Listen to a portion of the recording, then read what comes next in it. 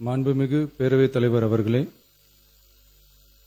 நம்மளோட குடும்பத்தில் இருக்கிற, நம்மளோட வீட்டில் இருக்கிற நம்ம பாட்டியை, நம்ம அம்மாவை, நம்ம அக்காவை, நம்ம தங்கச்சியை பற்றின ஒரு தீர்மானம். அதை பற்றி பேசுறதுக்கு, அவங்களுக்காக பேசுறதுக்கு நம்ம மனசுல இருந்து, நம்ம இதயத்தில் இருந்து பேசுறேன்.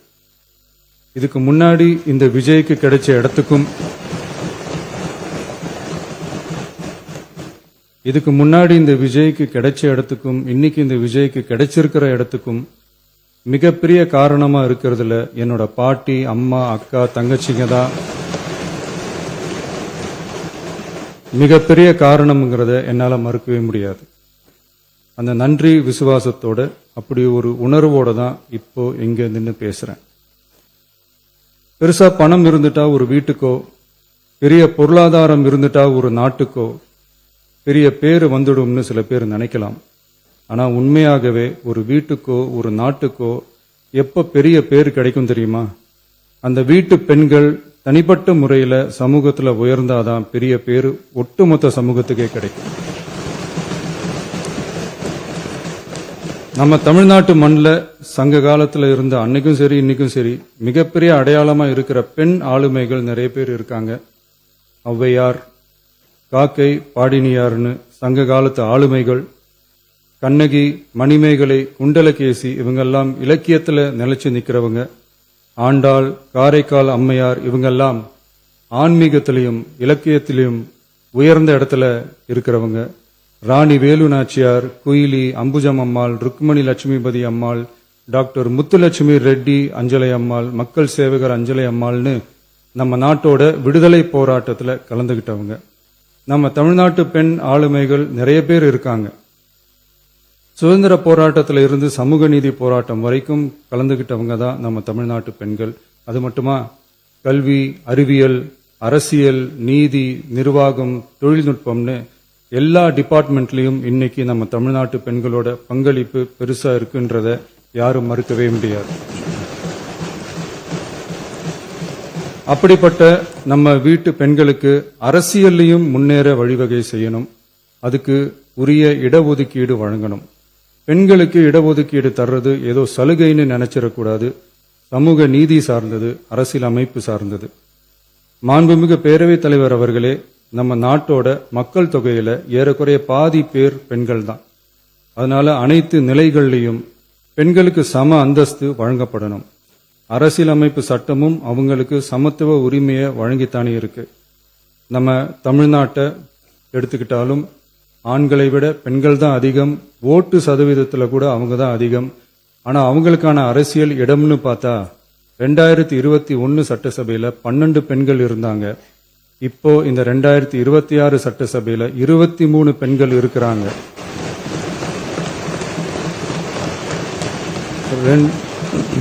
ரெண்டு மடங்கு ஆகி இருக்கு. ஆனாலும் சதவீத கணக்குப்படி பெருசா உயரல.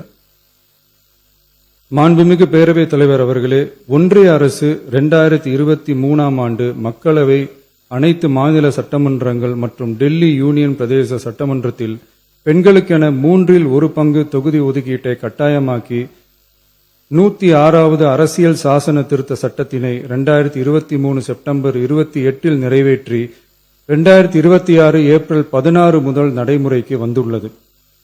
இருப்பினும் மேற்படி தொகுதி ஒதுக்கீடானது மக்கள் தொகை கணக்கெடுப்பு மற்றும் அதை தொடர்ந்து நடக்கும் தொகுதி மறுவரையறை பணிகளுக்கு பிறகுதான் முழுமையாக நடைமுறைக்கு வரும் என்று தெரிவிக்கப்பட்டுள்ளது.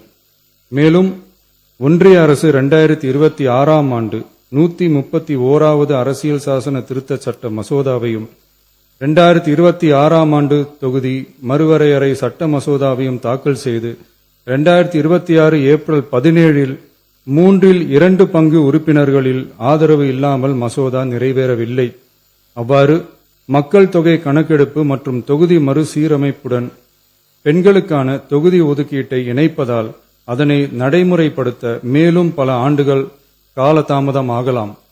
மாண்புமிகு பேரவைத் தலைவர் அவர்களே, நாடாளுமன்றம் மற்றும் மாநில சட்டமன்றங்களில் மகளிருக்கென 1/3 தொகுதி ஒதுக்கீட்டு செய்து சட்டம் நிறைவேற்றப்பட்டிருந்த போதிலும் அதனை நடைமுறைப்படுத்துவதில் ஏற்படும் கால தாமதத்தினால் அச்சட்டம் நிறைவேற்றப்பட்டதன் நோக்கம் நிறைவேறாமல் காலம் தாழ்த்தப்படும் சூழ்நிலை உருவாகியுள்ளது. இது பெண்களின் அரசியல் உரிமையை மறுக்கும் செயலாகும். எனவே மகளிருக்கான தொகுதி ஒதுக்கீட்டை மக்கள் தொகை கணக்கெடுப்பு மற்றும் தொகுதி மறுவரையுடன் இணைத்து அதனை ஒத்திவைக்க கூடாது. மேற்படி தொகுதி ஒதுக்கீட்டை விரைந்து நடைமுறைப்படுத்துவதற்கு உரிய நடவடிக்கைகள் எடுக்கப்பட வேண்டும் என தமிழ்நாடு அரசு ஒன்றிய அரசை வலியுறுத்துகிறது. மாண்புமிகு பேரவைத் தலைவர் அவர்களே, நம்ம டிவிகே அரசு பெண்களுக்கான அரசியல் அதிகாரம் வழங்குறதுல முன்னோடி மாநில அரசாதான் இருக்கு. 4 பெண் அமைச்சர்கள் இருக்கிறாங்க.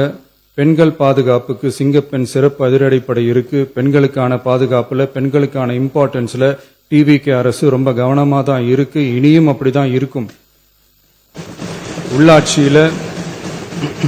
உள்ளாட்சியில பெண்களுக்கு 50% இடஒதுக்கீடு கொடுத்ததும் இன்னைக்கு ஆயிரக்கணக்கான பெண்கள் மக்கள் பிரதிநிதிகளா மாறி இருக்காங்க. அவங்களோட தலைமை பண்பும் ப்ரூவ் ஆகி இருக்கு. அதே மாதிரி பெண்களோட வெற்றிய சட்டமன்றத்திலையும் பார்லிமெண்ட்லயும் எக்ஸ்டெண்ட் பண்ண வேண்டிய நேரம் வந்துருச்சு. மாண்புமிகு பேரவைத் தலைவர் அவர்களே, இன்று இந்த பேரவையின் வாயிலாக பெண்களுக்கான 33% இடஒதுக்கீட்டை இனியும் தாமதிக்காமல் நடைமுறைப்படுத்த வேண்டும் என்று ஒன்றிய அரசை வலியுறுத்துகிறோம். இது பெண்களுக்கான சலுகை இல்ல, இது அவர்களுடைய ஜனநாயக உரிமை. இது ஒருவருக்கான வெற்றி அல்ல, இது இந்திய ஜனநாயகத்தின் வெற்றி. ஒரு பெண் அதிகாரம் பெறும்போது ஒரு குடும்பம் உயர்கிறது. ஆயிரக்கணக்கான பெண்கள் அதிகாரம் பெறும்போது ஒரு நாடே உயர்கிறது. மக்கள் தொகை கணக்கெடுப்பு மற்றும் தொகுதி மறுசீரமைப்புடன் பெண்களுக்கான தொகுதி ஒதுக்கீட்டை இணைப்பதால் ஏற்படும் காலதாமதத்தின் காரணமாக பெண்களுக்கான தொகுதி ஒதுக்கீட்டை ஒத்திவைக்க கூடாது என்றும் அதை விரைவாக அமல்படுத்த தகுந்த அரசியலமைப்பு மற்றும் சட்டப்பூர்வ நடவடிக்கைகள் எடுக்கப்பட வேண்டும் என்றும் தமிழ்நாடு அரசு ஒன்றிய அரசை வலியுறுத்துகிறது.